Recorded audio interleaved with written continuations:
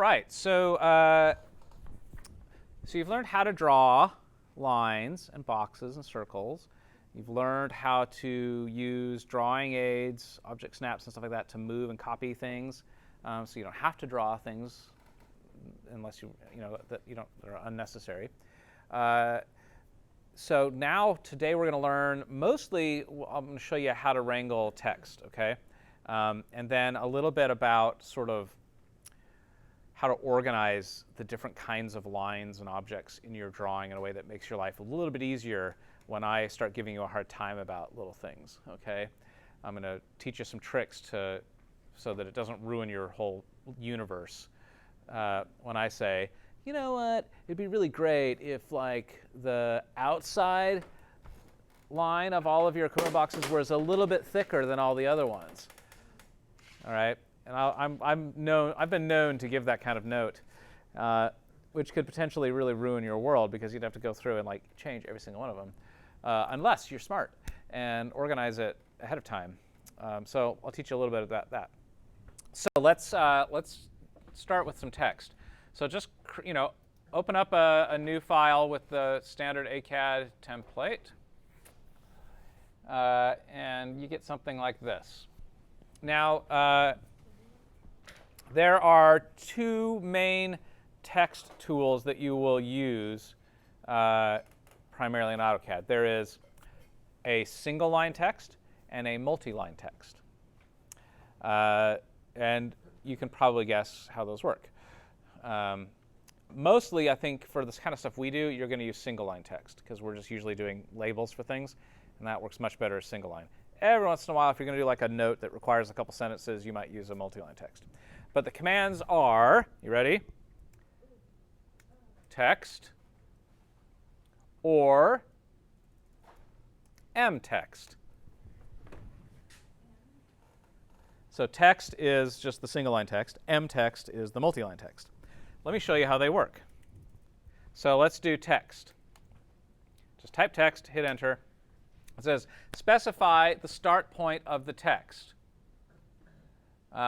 Or you can edit the justification of the style. But for now, let's just say, all right, we'll ignore that. Start point, I'm going to just put it there. Click. It says specify the text height. How tall do you want this text to be? The default, it says, if you just hit enter, is 0.2. But you could do whatever you want. I could say, I'm going to say 0.5. Why not? Specify rotation angle of text. So do you want this to be at some kind of wonky angle? Maybe vertical or diagonal if you're doing a watermark or something. Most cases you're going to do it horizontal because I really don't like doing this when I'm reading your drawings. So if you ever see me doing that in a look, I'm really annoyed at that point in time because it's like, I don't want to have to look at it like this. So I would just say set enter and it'll be 0. OK, now you can type. Now, generally, when you're drafting, the standard is to do everything in all caps. And that goes back to the old hand drafting days. Mostly because you really want people to be able to read this. And forcing it into all caps means that you're not going to do weird cursive stuff, and you're not going to whatever your handwriting problems are going to be less evident. But generally, the standard is all caps for CAD stuff. That's not like some people aren't going to give you a hard time about that. But I would say all caps for most things. OK? So just get used to that. So there you go. I typed something, and then you just hit enter, and it goes to a second line. But you're like, hey, wait, I thought you said this was single line. Like, yeah, it is. If you just hit enter again, it'll just go back. And you can keep typing, but eventually when you enter, it'll put it all in one line. OK? So there is the single line text. OK? Try the mtext. Let's see how that. So it says specify first corner. OK? So because this is multi-line, you have to kind of define the boundaries of the multi-line. So first corner is here. Opposite corner, you just kind of make however big the box is you want it to be. And now you can start typing.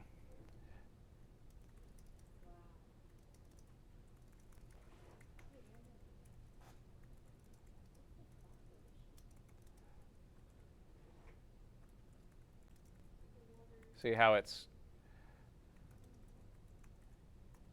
going on other lines.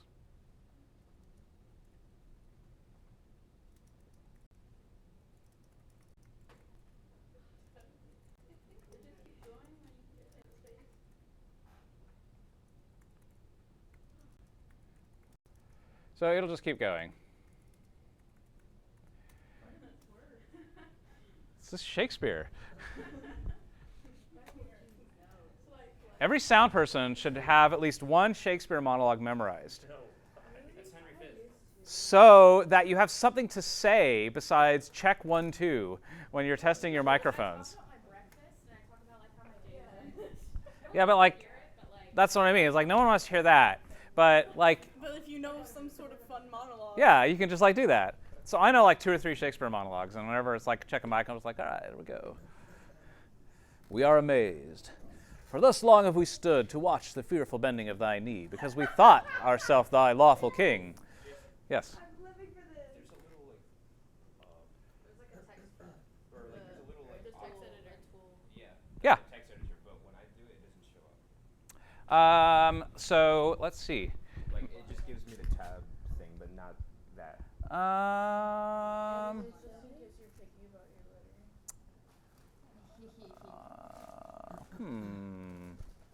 That's odd. Maybe if I do it again. Yeah, so try do an M text. There it is. Yeah. I don't know why. I just Okay. used the word cap.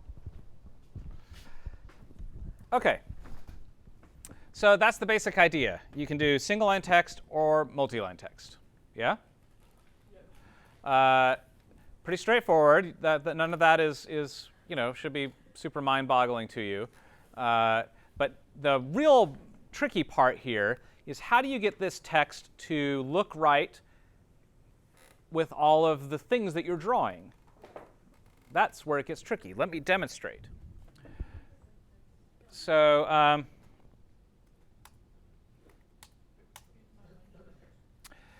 let me draw a little box. So I'll do a little rectangle.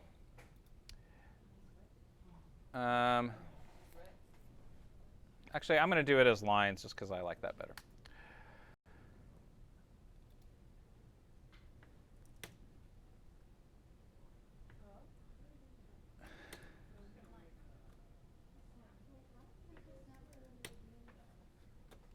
Okay. So there's that. And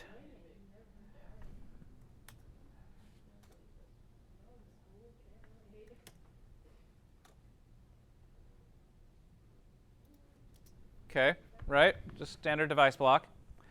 So what if I want to put my little text label inside of there that says equipment type, right? So that would be a single line text. So I'm going to type text. And you say specify the start point of the text. Well, what do you think? Maybe I'll just snap to that for now and see what happens. Specify the height. Well, I could just do that, because that's the space I put it in. Rotation angle 0. And now let's see what happens if I type this. OK. What's the problem there? Yeah, the height. The height probably shouldn't be just the height of the box, right? Because then it touches the lines, and I would give you a hard time about that. So you're probably going to want to do something a little bit different. So one of the things I would do is I would measure that height. Now I happen to know that it is 2 units tall because I just drew it. But if you didn't know, you could type the command MEA for measure geometry, hit enter, and select distance, and then you could just do point to point. Okay, that's 2 units, which means my text needs to be less than that. Okay, so let me try this again. Text, I'll go ahead and start there. Height needs to be less than 2. I'll say, what, 1.75 maybe? And 0. And now let's type equipment type. That's still probably a little tall, isn't it? So I'm going to do 1.5.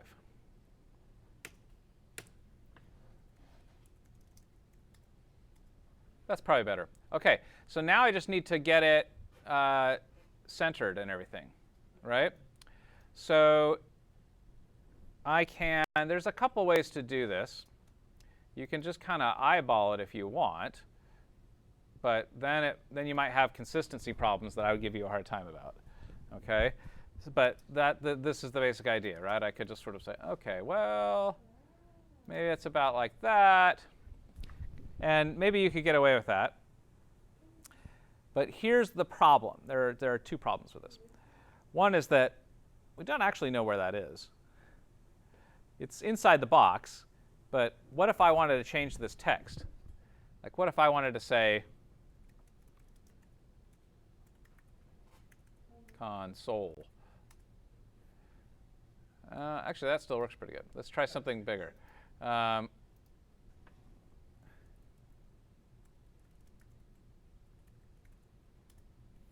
Oh, now it doesn't fit, right? So, okay, well, maybe I could go in and move it, right?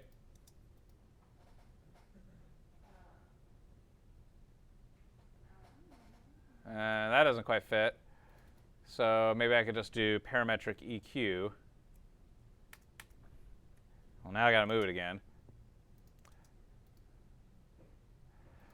So if you have to do that for every single label that you put in one of these big system diagrams that has, like, you know, hundreds of labels, like, that's all you'd ever do. You'd never get them all right, you know. And then you'd show it to me, and I'd be like, none of these are in the right place, and they're all different, and everything's spaced all wrong, you know. So there must be a better way, right? And maybe you're thinking that. There must be a better way. It's got to be a better. This can't be the way that we're going to do this, right? All right. Here are some things that can help you with this problem. So one is called justification. So if you click on this, notice over here in the properties, you have some options here. And one of the options is justify. If you click on that, you can see what's in that list. Right now I have it as left justification, which means that insertion point that I put in, that's the start of the text, and everything will, you know, grow relative, you know, over to the right of that point. So in this case, I want to choose the option for middle center, which means the text will grow from it'll be centered, and it will grow out of the midpoint vertically, which would be super cool. Let me show you what I mean. So I'm going to put middle center, and look what happens. Okay, it shifts, because that was my insertion point, but see, I've got that little dot now. That is the mid and center point of that text. Now, what could I do with that? Well, if I give myself a little guideline, so I'm going to draw a line and just draw it between the 2 midpoints of that area. And now I can move this label, and I'm going to snap. Oh, I need to turn on a snap for that. I should be able to snap to that midpoint. Let's turn that on. Insertion. There, the insertion point. Now I can put that on the midpoint of that line. See that? And now I can get rid of my little line. So now that is centered vertically and horizontally. And because the justification is middle center, look what happens now if I double click in there and type something else.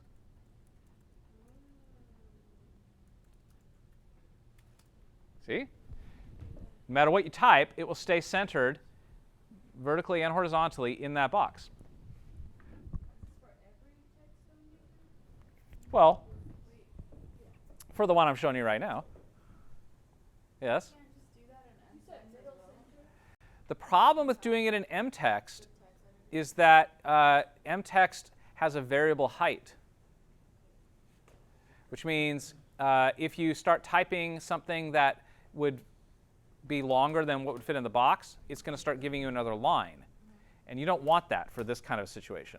You want it to fit inside that box, which means you may have to abbreviate stuff, whatever, but you don't want the computer to be giving you a new line of text just because you ran out of room. Yeah. So that's why you would use Singleline for this. All right. So there you go. That's good. And I could take that and copy that.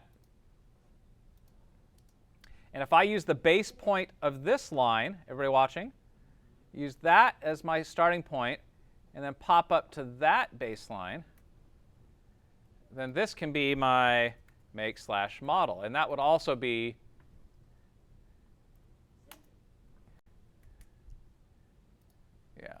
However, what I really don't want to do is I sort of want to make sure that I always maintain the spacing here. And I think that's a little tight. So let's look at our justification again. What if I do bottom center? You see that? And so now I can make sure that it's always off of the edge of that thing, right? Because now my insertion point is actually right there, attached to the midpoint of that thing that I'm labeling. And so now I could say, what's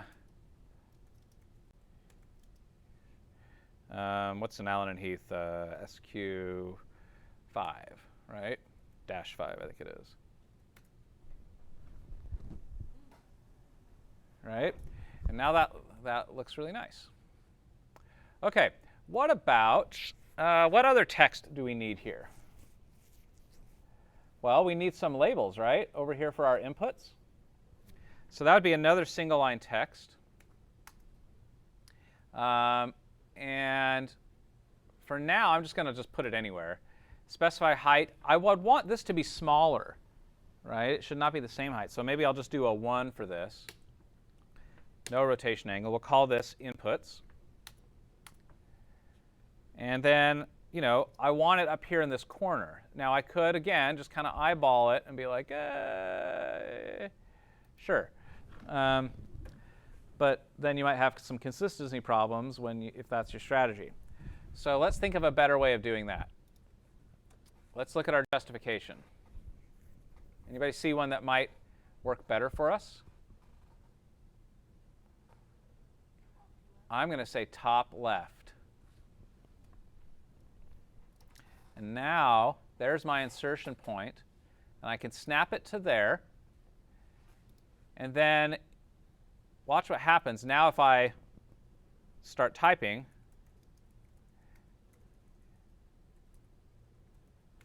you know, it grows out from there. It stays in the same spot. Now how do I get it to not touch there? Well, because my insertion point is that corner, I can just move it. So I can say, all right, starting there, go down 0.5 vertically, and then same thing.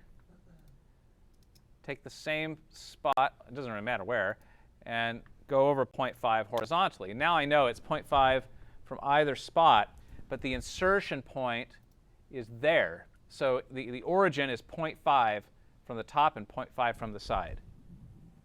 And if I know that, then that can help me later. For example, what if I want to do outputs as well? I could just say, I might take this and say mirror, and do that off of my midpoints. No. But now watch what happens. Oh. So maybe that's not the best way. What's the best way?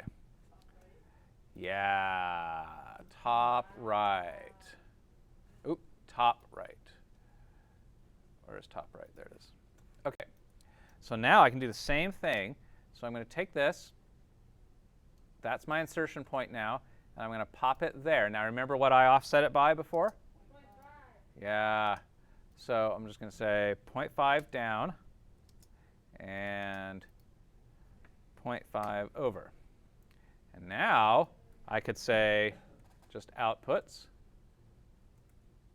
and it'll stay put. But then I could say, and it keeps growing out to the right way, right? What's the point of going top right instead of just right? Because it allows you to verify that you've spaced it correctly relative to that corner. It's just, I mean, you could just do it right, but then you have to, it's harder then to know for sure that you got the spacing right, because now I can actually measure it from a spot. So what I mean is, like, if I do a measure and I just wanted to verify, I now have a snap point there that is 0.5 and a snap point there is 0.5. But if I did right, the snap point would be over here. And therefore, the vertical distance would be different than the horizontal distance. Right. But it would be the same as what was on the other side, if the other side was just left, right? No. So the justification doesn't mirror when you mirror text. Okay. So the justification stays the same. Right. So when I took that one that was left justified and mirrored it, it would still be left justified, even though it would be on the other side. Yeah. So you still have to change it either way. Right. I'm just trying to show you, like, you've got lots of options for justification. What's the best one for every situation? Yeah. Now remember, there's another thing that you would put down here, right? You put some labels down here. So let me draw my lines first. So I'm going to say, okay, yeah, I'll do my first one there. And those will be 2 units. And then I'm going to copy it. Copy that, and that can be 2 as well. And I would really like labels there, wouldn't I? Yes, Jason, I would love labels right there. So maybe I could use this one, but what happens is I've got that insertion point, right? And if I track off of there and line it up, that's fine, but normally I would kind of want the middle of that to be lined up with the line, wouldn't I? That would probably look a little bit better. So I could change the justification of this to be middle left. That's much better. And now I can say number 1. And then when I copy this, I know that they're all lined up the same way. See that? Now, what if I mirror these?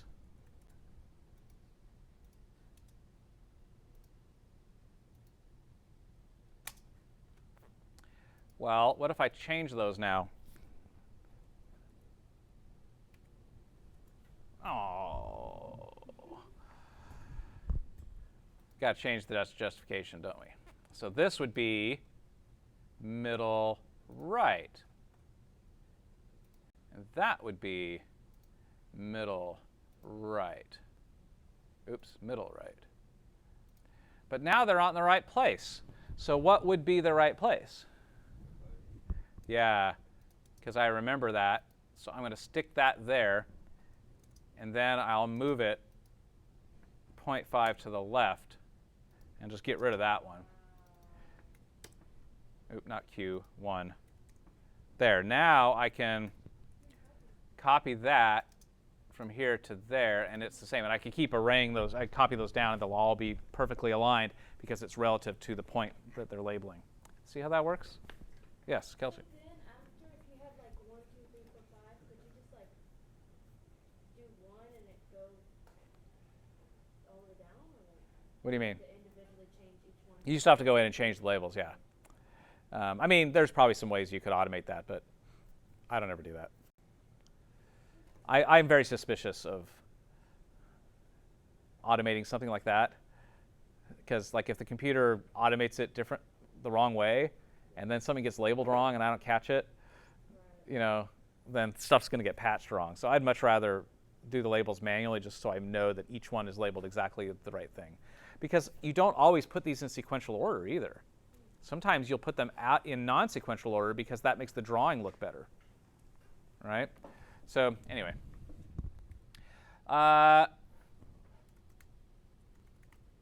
Okay, so there's now my little standard equipment device block, right?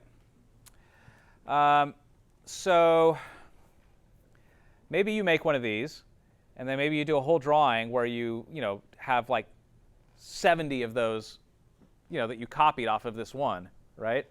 And then I say, I'm not sure I'm happy with that font that you used for the equipment type title. Could you change that to something better? And you're going to be like, oh, now I got to go and change every single one of them. That's going to be really, really not fun, right? Would they really say that? Heck yeah, I would say that. I would tell you to change the font, absolutely. Whether that's going to ruin your life or not is up to you and how well you prepared for getting that note. So AutoCAD can help you with this with a feature called text styles. And the idea behind text styles is you can define different ways that text should look, okay? And then when you create text, you assign it to one of those styles. And then all of its properties get inherited from the style, which means if you have all of your big labels linked to a different style as all of your small labels, then when I tell you I don't like the font you used, you just go change the font in the style definition, and it updates all of them automatically. So you want to see how you do that? Yes, please. All right. So if you go up to your format menu here, you can do text style. There's actually a command for that. I think it's actually text style. Yeah. But it gives it to me in a command line. I don't like that. So go to text style, and you get this little window. And here's where you can kind of set these up. So I'm going to do two text styles here. So one is going to be sound. I'm going to call it sound mid, like it's my middle size text, which will be the thing I use for like equipment type and make and model. Because I'm imagining I might have a big one for like big labels or something. So I'll do a sound mid, and I'll do a sound small for my little labels, okay? And then you just decide what these are. So what was my text height for my mid? 1.5, right? And what was my text height for my small? 1, right? Okay, and then you can pick which font you want to use. So what font do you use? There's lots of them. Anybody ever taken any classes on typography and fonts and stuff like this? Like any graphic design classes or anything? Okay, so I'm going to give you a crash course because I took one of those classes a long time ago. Fonts, there are some sort of generic properties of fonts that are important. One is whether or not it has serifs. Do you know what serifs are? The little things that go up. Yeah, let me show you. So come on, font book. So there's this little app on your Mac called Font Book, which is where you can go and look at all your fonts. So here's a font called Georgia. And what you notice, you see all these little the little pointy things on the B and at the bottom of the A and the E. Those are serifs. Okay, so fonts either have serifs or they don't have serifs. So the term is it is either serifed or it is sans serifed. Okay, sans being Not. the absence of. Is that Latin? Probably. So serifs, here's the thing about serifs. They look really good for big text. But serifs scale really awfully. So like I can look at this like this, but if I make this really small, things start running together now. It's like you don't make those serifs out very easily when they get small. So serif fonts tend to scale really badly. So they're good for big text, but not really great for little text. It makes it hard. It's harder to read serif fonts when they're small. Well, you're going to have big stuff and little stuff. Some of your stuff's going to be really big, and some of your stuff's going to be really small.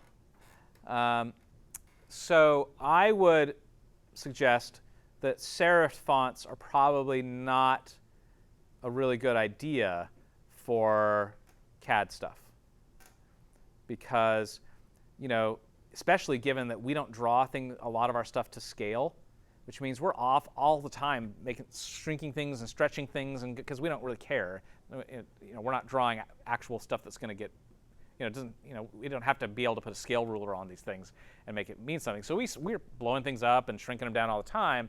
And if you shrink down that text and it's got serifs and then it starts looking weird, that can be a problem. Okay. There's another property which is called fixed width versus variable width. And the idea behind fixed width is that every character in that font is the same width. And some fonts, each character might be a different width. And there would be a reason for that. Like if you were going to do some sort of like really cool handwriting type font, then maybe you wouldn't want every character to be the same width, because that would make it flow better if they were different width. The problem with variable width fonts is that it's the amount of space they take up is inconsistent. Right? So depending on what you type, a 5-character word might take up more space depending on what that word is. Right? And we don't want that. We would really like to have, if I'm going to write a 5-letter label, I want that 5-letter label to be the same width no matter what 5 letters I use. Okay? So fixed width fonts tend to be your friend in CAD. So those are the two things you want to look for. Now, in AutoCAD, you have access to all the fonts that are on your computer, plus some other ones. So you see these ones that say T on them? That stands for true type. And that's like a system font, okay? And then you see these other ones that say SHX. Those are ones that came with AutoCAD. I don't actually know what the SHX stands for, but you could look that up if you wanted to know. But these are AutoCAD fonts. Now, what's so special about AutoCAD fonts? Well, one thing is these were actually developed back in the days of the pen plotters. So these are fonts that you can draw using a pen. So they tend to, there's not like a thickness to them, or if there is, it has to be colored in. But they work really well for pen plotters, which means they're very similar to the kinds of things you could draw with your hand, okay? Which is kind of cool. But a lot of them end up being kind of fixed width as well. So the one that I prefer to use those ones, but you can use whatever you want, just keeping in mind that notion of fixed width versus variable width and serif versus sans serif. So I'll show you the one that I like. And you don't have to use this one, but this is the one I like. I like this one called Roman S. And I like it because it seems to be pretty well fixed width. Like look at that capital A, capital B, capital C, capital D. They're all the same width. And it's a pen type font, so there's not a huge thickness to it. And the reason I care about the thickness is, again, that scaling thing. So sometimes fonts that have a thickness to them, that thickness starts to not work very well when you shrink them down, because there has to be a minimum thickness in order for them to look like the thing. And sometimes when you shrink it down, that doesn't always translate. So that's why the other reason I like these pen fonts. But that's just me. You don't have to use those. You can do something else if you want. But as long as you can read it clearly when it's small, as well as when it's big. Okay? If I have to like zoom in all the way to read it, then I'm going to get annoyed by that. Okay, so I'm going to use the Romans, okay, as my font, and I'll just hit apply.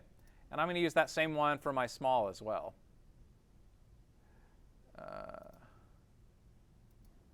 There we go. So I've got my styles now.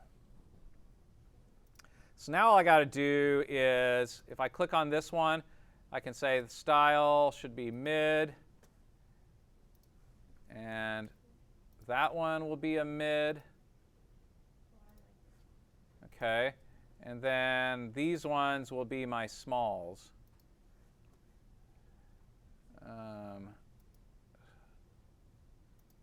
There we go. See that? So now, if I let me show you what you could do. So here's my little symbol now, and let me just make some copies of it.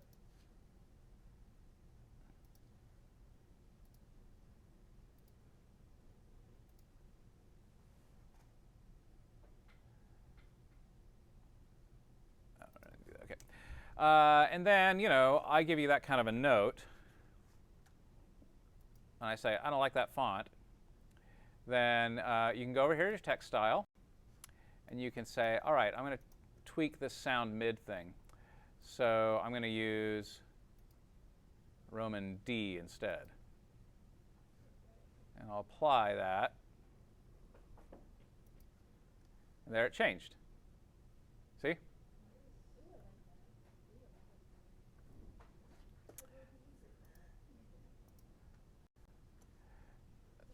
OK, so sound mid, and I'll put it back.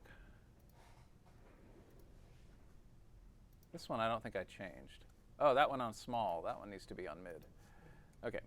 See, you get the idea? So that way you can change those kind of properties. And like height is one of those properties too. If like you realize that you don't like that height, you can change that in the style, and it'll populate to all of your symbols. OK. So like if I tell you, oh, like all of your big labels are too close to the lines, and you're like, come on, Jason, stop giving me such a hard time about this. Well, if you got your justifications right, and you did your text styles, you can change that without like a huge problem. So watch. I'll go to text styles, and I'll say, oh, I forgot to put the heights in there. So what was my 1.5 was my mid, and 1 was my small. Right? Yeah, OK, so there it is. So now if I go and go to my text style, and maybe I'm going to say, you know what, my mid, instead of 1.5, I'm going to do 1.3.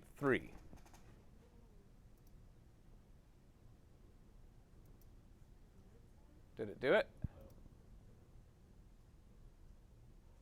No. Oh, you know why?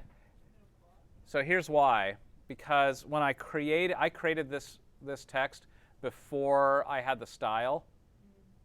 So if I hadn't done that, then it would inherit this from the style. So let me show you what that means. So if I get rid of that and get rid of that, and let me do a text. And it says, you see how it says specify start point of text or justify style? So I'm going to start by doing justify. So I'll do the J. And it says, which justify do you want?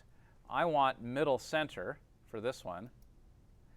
And then I should have done the style first, I think. So if I type S for style, which style do I want? I want sound mid. There we go. And now I can do justify. And I want middle center. And now I can, oh, I didn't have my, I lost my little midline, didn't I? Let's pretend I had it. So I would have my little guideline, and then I could put it there, okay? It's going to annoy me. I'll just do it. Okay, style. Yeah, I have to do style first. Sound mid, justify, middle center, put it there. Rotation angle is 0, and now I can type it. Equipment type, and now I can get rid of that. So you're thinking, geez, Jason, this is a lot of work. You're like, yeah, but you only have to do this once. And then after that, you don't have to worry about it anymore. So now I can copy this one up to there, and I'll change its justification to bottom center. There we go. So now, if I change the text style, I go to my sound mid, now I can go in and say, oh, maybe I'll do it as 1.5.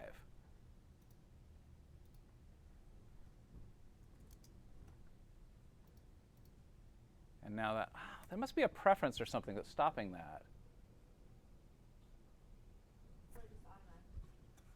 It should change it, but I don't know why it's not. There must be a preference somewhere that I don't have to turn on. It doesn't matter. The main thing you'll change is the font. We'll find that preference somewhere eventually.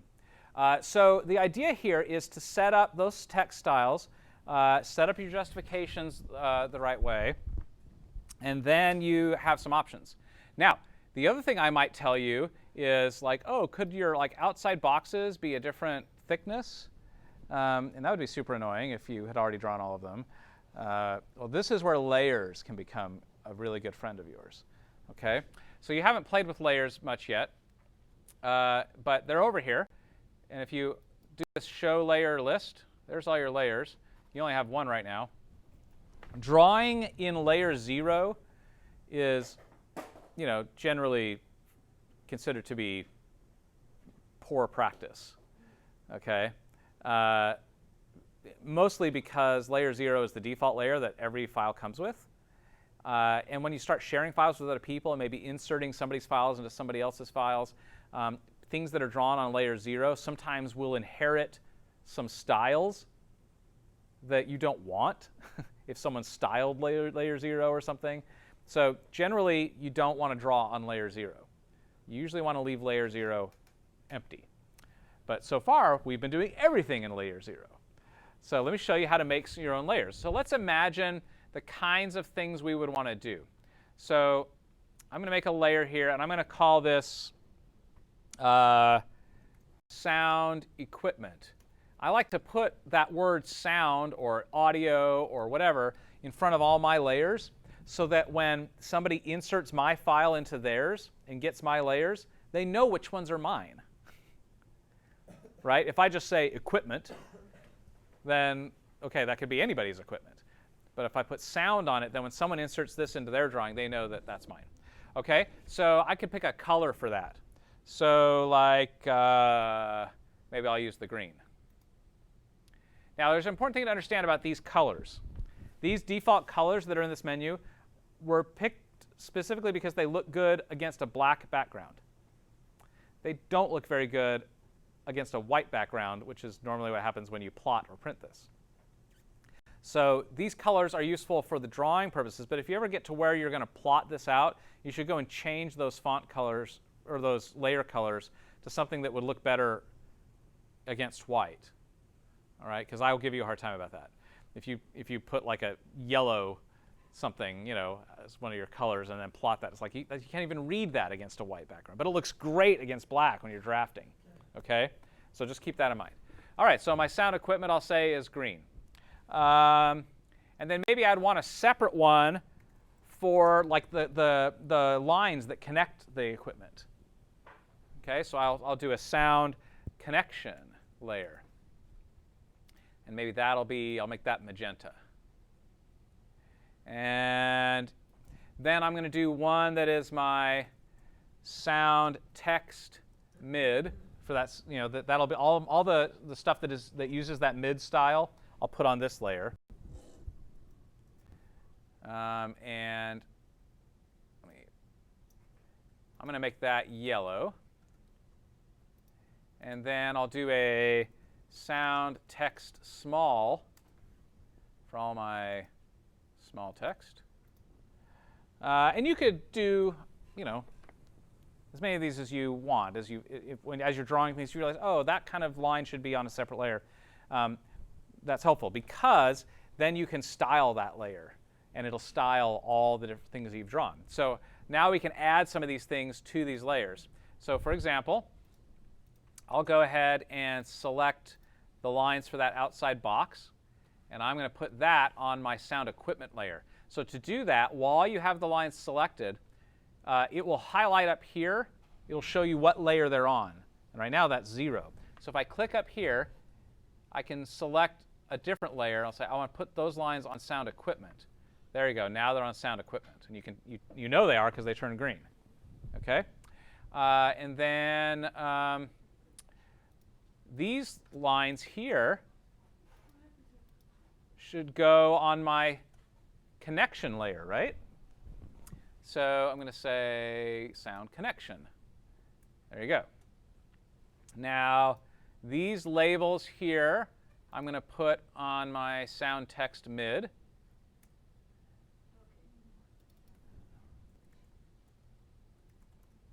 Okay, and then these ones and these ones are going to go on my sound text small. Okay. Now I just have to decide what I'm going to do about this line. Yeah, so this is a very deep philosophical discussion here. Is that part of the equipment or is that part of the label?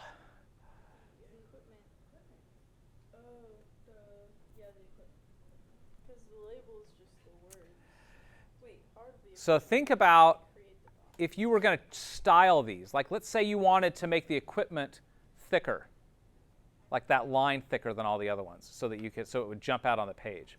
Would you want that line inside the box to be thicker as well? I probably wouldn't because it's up against text, and I would worry that label would then, or that making that line thicker would make that label box smaller. So I think I would err on the side of saying that it's not part of the equipment. But I could entertain the argument either way. I think I'm going to put it on my sound text small layer. But you could create a special layer just for that. You can say layers for inside lines, inside equipment lines, right, or something, and then you can style them separately. So how then do you do this styling? Well, if you open these up, you'll see this thing. See this one that's like a line? So this would allow you to change line types. And this one here is line weights. So here you could say for my sound equipment layer, I want those to be extra thick lines. And then if you go here, you could turn on, I think this is line weights. So you can display line weights in your drawing. So see how now that line is thicker than all the other ones? Maybe that's useful. Maybe that makes this look better. I don't know. But you can change that, and it'll change everything on that layer. So you see over here, this is your layer properties. And this one here, that is the multiple lines, that's your line weights. So there's a default you can set. So if you go to Format, line weights, you can say your default is 0.25 millimeters. So you should know that, because if you want something to be thicker, it's got to be more than that. So I can select something bigger. So I know my default is 0.25, and I'm going to make my equipment 0.35, just so those lines are thicker, right? And sometimes that makes a big difference in how slick your drawing looks, right? If you can be really careful about thickness of lines, when you plot that, it just adds like a little bit of professionalism to it that you wouldn't normally get. But it makes it way easier to do that if you set up the layers, okay? Because then you don't have to go and do it for every single line if you want to change the line weight. You can also change the line type. So for example, if I want, maybe I decided I was going to break the standard and make that be a dashed line. So I could go in here, and this is line types. And I go to Manage, and I'll say, let me load up some different line types here. Ooh, I like that one. And so now that's a dotted line, right? And it would change that for every line that's on that layer. But I'm not going to do that because that's dumb. No, you don't. Yeah, but I'm saying that I just want you to know that that's there. That's an option. So that's basically it. Now, eventually, if you do the assignment as described, you're going to end up with something that maybe looks like this. Because this is what I want you to do. I want you to now make your own template of all of the blocks that you would use, so you're not having to copy them from my file. You're going to make your own now. Okay? And this is the minimum I want you to do. Do at least these ones, but others if you'd like. Like Lance, I would expect you to do more. Yeah. Okay? But I want you to do at least this many. Okay? With the correct text styles, with the justifications right, so that you can edit that text without it jumping around and moving to a different spot, with all the layers set up right, so that all the lines are in the right layer, with all the kind of things that you want. And then you can save this as a template. And I'll show you how to do that. But there's one more thing I need to show you how to do. You see this thing? How do you make that? That's a dimension. So if you go to Format, you can go to Dimension Style. And I just used the standard, but let me show you what happens. Here's your dimension tool. And I could say, all right, I'm going to dimension off of here and here, and then pull it out there. And now I get that. But I don't want that to be an actual distance. This will be my NL4 connector.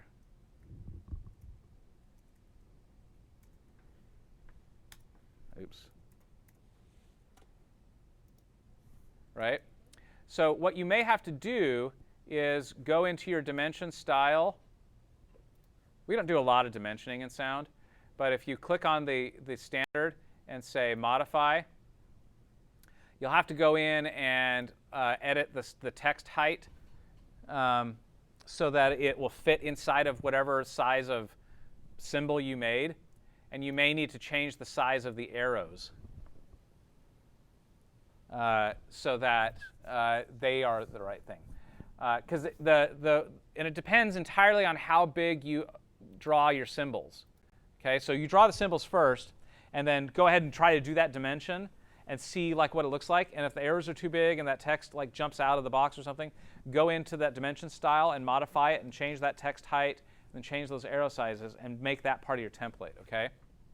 And then I would put that on your sound text small layer. Right, and that's one more thing you should probably add to your template, okay? Because that's how you get that cool little NL4 label. But once you have that, then you're going to save this file, but you're going to save it as instead of an AutoCAD DWG, you're going to say an AutoCAD drawing template, DWT. Now, when you do that, it's going to automatically jump you over to the templates folder for AutoCAD. And you could put it there if you want. And then it'll be in that menu every time you launch AutoCAD. Your template will be in the list. And you don't have to take the ACAD DWT. You can take the My Special Sound template out of that menu. But part of the assignment is I want you to upload your template, your DWT file. That's one of the things I want you to turn in. So if you're going to put it here, that's fine, but make sure you know how to find this. So like walk your way back and figure out where that is. Or you could save it there and then just save it again as a template to your desktop as well, right? And then you have the file. And when you do that, it's going to when you put it on your desktop, it's going to ask you what measurement you want to use. It doesn't really matter and then you can add a description, and I'm going to say my sound template. Now it'll save it. So now watch what happens. If I'm going to do a new drawing, it pulls up the templates, and let's try to put it on my desktop. There it is. And now I get a drawing 2 new file. It's not the template file. It's just they made a new blank file from my template that has all my layers and all my symbols already there. And now I can just copy from those, and everything's great. And it's my drawing, and it's no big whoop.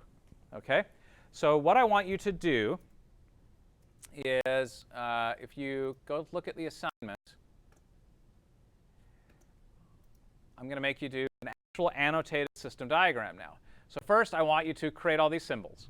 OK? Draw them all yourself. Draw all the lines. Create all the text. Put them on layers. Organize everything. Set up the styles, the colors, all that stuff you want with at least these symbols, but maybe some others too you might find useful.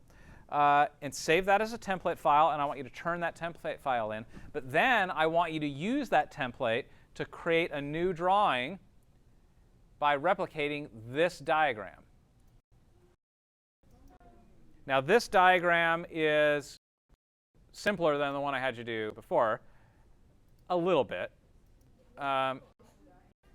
But if you open it up, actually download the file and zoom in, you'll see that there are real labels on this stuff now. So you need to go in and actually label all this stuff, with the right thing. So you're going to actually wrangle the text labels now. So this is a little bit simpler of a drawing, but still a lot in there. Yeah, you want to know how to make that? Yeah. So show you. So you're just going to actually use, it's this little thing. It's called an ellipse. And you can actually just type that. Ellipse. And it says specify the other endpoint of the axis. And then you can kind of make this whatever you want. And from there, you can rotate it. So I would say rotate, select it, specify the base point. I'll have that be center, and then I can put it like that. And now at this point, you could stretch it however big you want, make it as wide as you want, but you could put that around your lines. OK? I like that over the merging of the lines for a snake, because sometimes if you merge the lines for a snake into the drawing, then now you lose track of the individual signals. And that makes it harder to read the drawing, I think. It maybe looks prettier, but you lose information. So I prefer to, and this was a battle I lost on the committee, is I tried to get them to put that into the standard, and they didn't want to do it.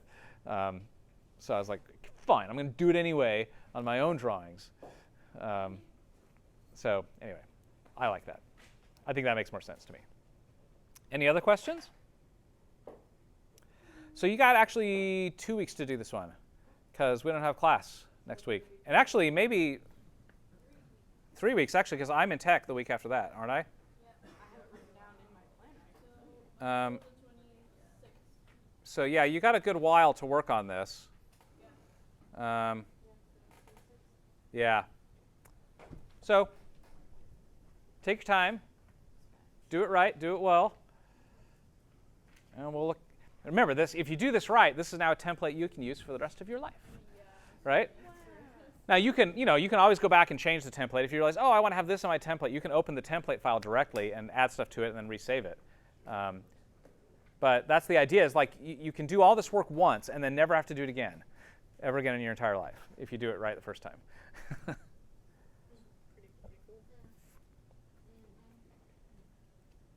Other questions? All righty. let me stop the